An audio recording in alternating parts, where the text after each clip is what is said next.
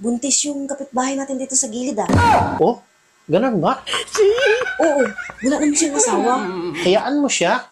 Buhay niya yan. Siguro ikaw ang ama ano? Bakit ang pagbibintangan mo? Sa kabilang gilid ng bahay natin, buntis din. Malapit ng mga anak. Huwag mo na silang pakialaman. Buhay nila yan. Ikaw din siguro ang ama niya. Bakit ba lahat sa akin mo ibintang? Ikaw lang yung babaero dito sa lugar natin eh. Ano ba naman yan? Ganito na ba talaga ako kung gwapo para patulan ng mga kapitbahay? Alam kong hindi ka kagwapuhan.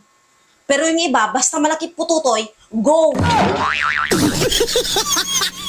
Baka yung pinsan at mga kapatid mo.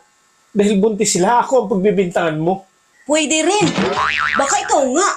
Mahilig sa malaki ang mga yun eh.